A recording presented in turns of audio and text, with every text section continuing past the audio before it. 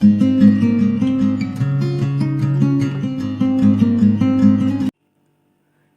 عليكم ورحمة الله وبركاته. أهلا بيكم حبايبي معايا في مطبخ ديدي. النهاردة إن شاء الله هنعمله غدا سريع واقتصادي جدا ولذيذ جدا، وهي عبارة عن صينية بطاطس باللحمة المفرومة. عندي هنا المقادير بتاعتي: اللحمة مفرومة الكمية اللي انت عايزاها، تعملي نص كيلو ربع كيلو الكمية اللي تحبيها، بصلاية كبيرة مفرومة، طماطمايه كبيرة برضو مفرومة، معلقة صلصة طماطم، البهارات بتاعتي نص معلقة من كل حاجة، ملح فلفل قرفة جنزبيل. ده بعصجه اللحم. نيجي للبطاطس. عندي كيلو من البطاطس مقطعاها دواير كده وشرايح رفيعة، يعني أتخن من اللي هي الشيبسي شوية، وعصير طماطم حوالي كوبايتين كده، وجبنة موتزاريلا. يلا بينا نشوف هنعصج اللحمة ازاي. احط الطاسة بتاعتي على النار وانزل فيها اللحمة. انا عاملة هنا ربع كيلو لحمة مفرومة حمرا كده،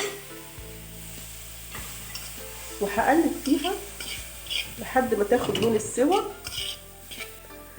وبعد كده هنشوف هنعمل ايه. انا قلبت فيها اهو لحد ما اخدت لون السوا، وكمان عشان ما تكلكعش وتمسك في بعضها لازم تقلبيها كده. بعد كده هنزل بالبصلايه المفرومه، بصلايه كبيره،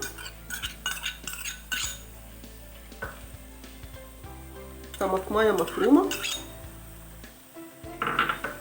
معلقه صلصه. هقلب كل ده على بعضه.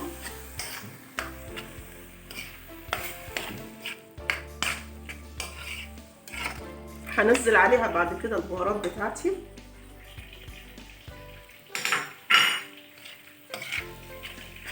شوف عملت كميه قد ايه بعد ما ضفت لها الطماطم والبصل، بقت كميه كبيره اهي ما شاء الله.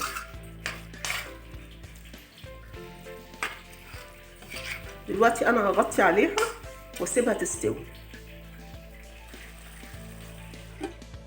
ودي اللحمه بتاعتي اهي استوت وشربت كل الميه اللي فيها، اخدت لون جميل بالصلصه والطماطم وريحتها جميله جدا بالبهارات اللي فيها. كده اللحمه استوت. يلا بينا نعمل الصينيه بتاعتنا. الصينيه بتاعتي اهي دهنتها زيت كويس. هرص فيها نص البطاطس اللي انا قطعتها شرايح رفيعه كده، يعني هي سميكه عن الشيبسي، حاجه بسيطه جدا. انا رصيت نص كميه البطاطس اهي، ادهنها دهنه زيت كده خفيفه، تدينا زيت زيتون او زيت عباد شمس. هبتدي انزل بقى اللحمه المعصجه بتاعتي، اغطي بيها وش البطاطس كله.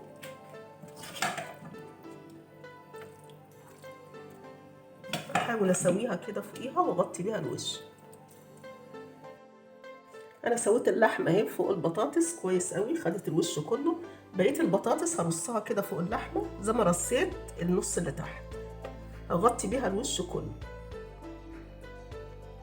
انا كده رصيت نص البطاطس التاني على الوش، وهدهن برضو دهنه كده زيت زيتون. لو ما عندكيش زيت زيتون ادهني زيت عباد شمس عادي.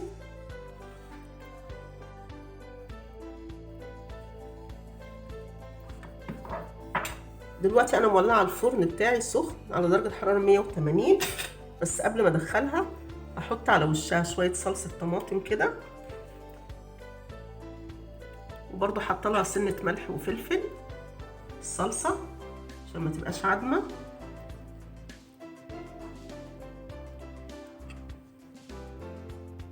كده انا خلصت الصينيه خلاص. هدخلها في الفرن على درجه حراره 180، هتاخد حوالي 30 دقيقه تكون البطاطس استوت، ولما تطلع هنكمل شغلنا.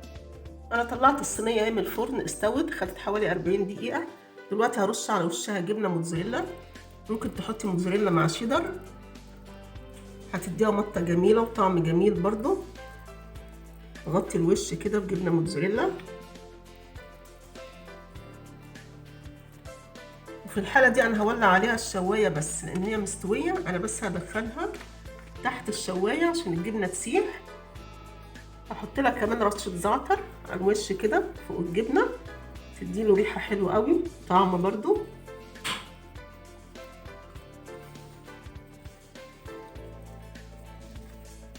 بس انا دلوقتي هدخلها تحت الشوايه ونشوفها مع بعض لما تطلع.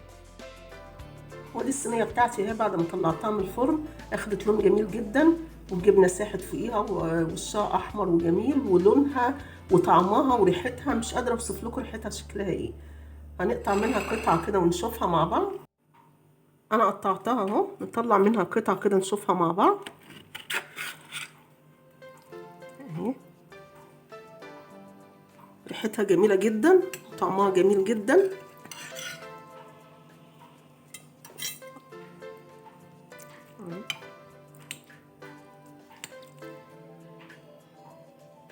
شوفوا المطه اللي فيها والجمال والطعم والريحه جميله جدا.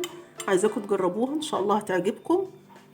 لو عجبكم الفيديو بتاعي متنسونيش بالاشتراك في القناه وتفعيل الجرس عشان يوصلكم كل جديد، ولايك وشير عشان يوصل لاكبر عدد ممكن. بالهنا والشفا.